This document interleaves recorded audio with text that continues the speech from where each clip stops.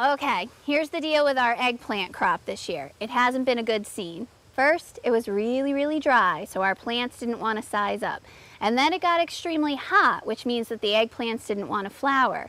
This has been such a frustrating thing to grow this year. I told Sarah I didn't want to grow eggplant. What the hell? You did no such thing. You encouraged me to grow eggplant.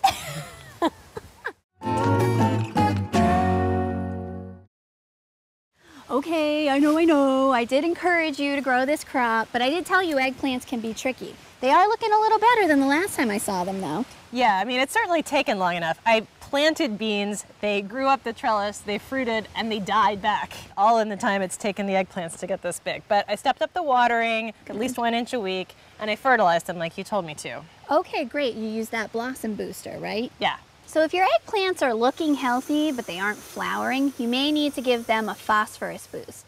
Choose a liquid fertilizer that has a high middle number. This is often labeled as blossom booster or flowering formulation. Mix up the water-soluble fertilizer and water the eggplants with the solution every 7 to 14 days. You should see increased flowering in a little over a week.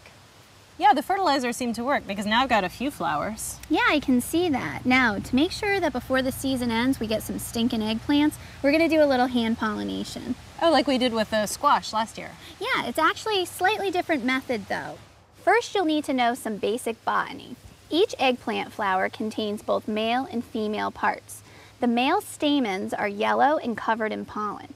The female pistil is located in the middle of the stamens and is usually a whitish green color. At the very top of the pistil is the stigma, which is what develops into the fruit. Take a Q-tip and gently brush the sides of the stamens, and then delicately brush the top of the pistil to transfer the pollen. The flowers on the eggplants can stay open for several days, so it's not a bad idea to repeat the process every day or so. You'll know it has worked if the flower closes but doesn't fall off the plant. This is really cool, but won't my bees take care of the pollination?